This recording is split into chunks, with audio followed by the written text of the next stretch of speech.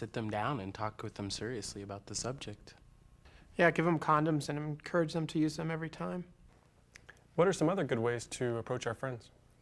Well, you shouldn't always assume that they're being safe. You should tell them that you're concerned about them and that you're worried that they might not always be using condoms.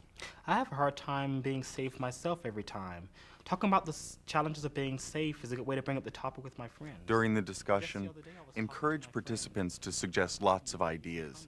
Some important guidelines you should offer are: don't be judgmental, use your own experience as an example, and stress the positive benefits of having safer sex instead of trying to scare your friends into being safe. Watch how Stephen uses these guidelines in the next scene. So can anyone think of any problems that might make it difficult for us to talk about this with our friends? Well, you know, I always have safer sex, and I just assume my friends do too. You know, I also assumed that my friends were having safer sex until I started talking with them and found out that it was really hard for them to have safer sex all the time. What I did was I told them that I understood, because I had personal experience, that always having safer sex was really difficult, but that I began to feel really good about myself when I made the commitment to use condoms every time. Allow the discussion to continue long enough so that a variety of approaches are mentioned. Then it's time for the 2 role plays. Each role play deals with a different issue, so both are very important.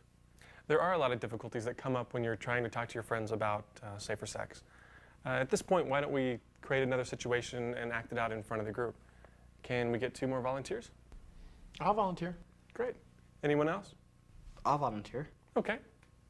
Now, if I can get you, Eric, and Dean to switch places.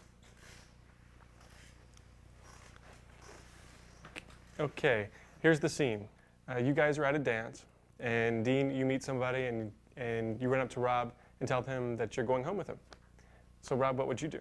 Okay. Hey, Dean. Looks like you found a friend. Yeah, it's pretty cute, huh? Yeah. Looks like you've had a little bit to drink, though. Are you sure you're going to be okay? Yeah, I'll be all right. No, seriously. I'm concerned about you. Are you sure you're going to go home and have safe sex? I plan on doing a lot of fun things tonight, but I'll be fine. And thanks for looking out for me. Sure. Okay. What did you all think of Rob's approach? I really liked it because it was really natural, really conversational, and I also liked it because they were approaching it as friends. One friend was taking care of the other and really interested in doing that. Okay, let's try another type of situation. Joseph, would you and John like to act this one out for us? Yeah, sure. Okay, if you two could get a little closer together. Ooh, I'd love to.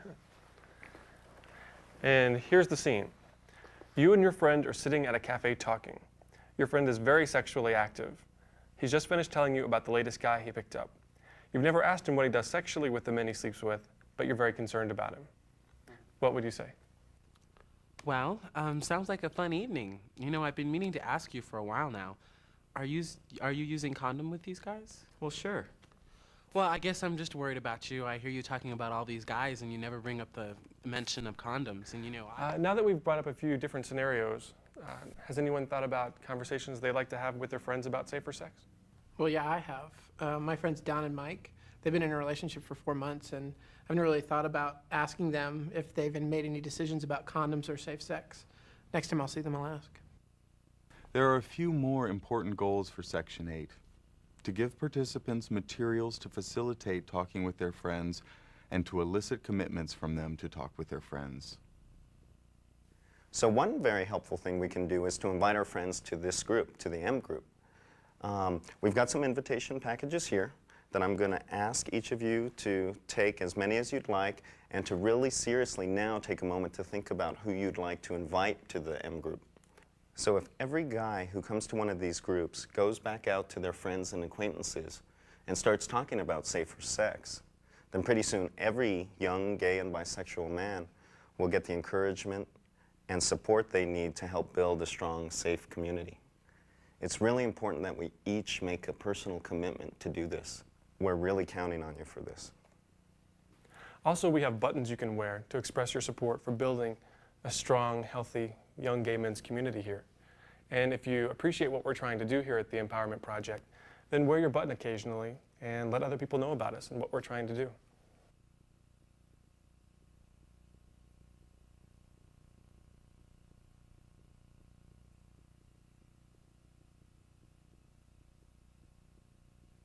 In this section, we invite participants to get involved with the Empowerment Project. Let participants know about the variety of ways they can be involved with the program and have them fill out the interest sheets. Hopefully, by this point, participants will have had such a good time in the group that they'll be eager to get involved with the Empowerment Project. Describe the various activities the Empowerment Project offers. Mention what you like about the project and encourage them to get involved in any way they'd like. As you can probably tell by now, we're really excited about what we have going on here at the Empowerment Project. And we'd really like each of you to be involved in any way you like. We have lots of activities you can get involved with here. We have brunches on Sundays and volleyball games and movie nights. And just this weekend, as a matter of fact, we're having our big picnic, which is going to be a great opportunity to meet other guys and to have fun here at Empower. And also, we've got lots of opportunities for you to volunteer either here at the Empower House or to help us with small or large events that we put on. I'm passing around interest sheets that list these various opportunities. Please check those you'd be interested in and let us know how we can get in touch with you. But before we end, I want to thank you all for being here and for sharing your experiences. I really learned a lot. Thanks a lot, you guys. I've had a great time tonight and I've learned a lot. And now I invite you to hang out here. We've got food and music, and it'll be a great opportunity for us to get to know each other a little bit better. So stick around. If anyone has comments or feedback for us, we'd really like to hear it. The last thing I'm going to do is pass around some evaluation sheets, which is a really important way for us to learn from your experiences here and to improve upon what we do at the MGroups. So when you finish completing it, just leave it in the box by the door.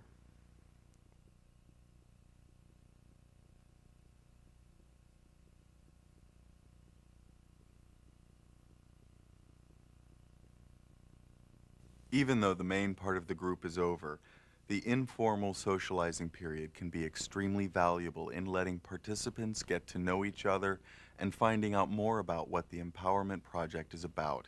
So we've got a lot of stuff going on. We have movie nights on Friday nights with gay-themed movies. And you guys should come to volleyball. We had to do that every Sunday at 5 o'clock, and there are tons of guys. Let me tell you about the picnic we've got coming up. It's going to be this coming Sunday, and we're trying to get everyone from the town there. By making participants feel appreciated and showing them the sense of community that exists at the Empowerment Project, you increase the chance that they'll get involved in other project activities and get their friends involved too. Before the evening is over, take some time to debrief with your co-facilitator. Read the evaluation forms for any insights they might offer. Talk over your feelings about how the group went, what went well, what could be done differently next time, and any special issues that came up. And remember to praise your co-facilitator for anything you felt he did exceptionally well during the group. It takes a lot of energy to run a group. Be sure to reinforce one another for a job well done. You know, in the MGroups, we ask each of the people who are participants to go out and to take on the responsibility of saving their friends' lives, because that's in essence what we can do. If we don't have ambassadors going out and talking to their friends about what we're trying to accomplish here, then we're very much dependent on little brochures, the little weekly events that we put on, and those are not in and of themselves going to achieve our goal of reaching hundreds of guys and building our community from the ground up.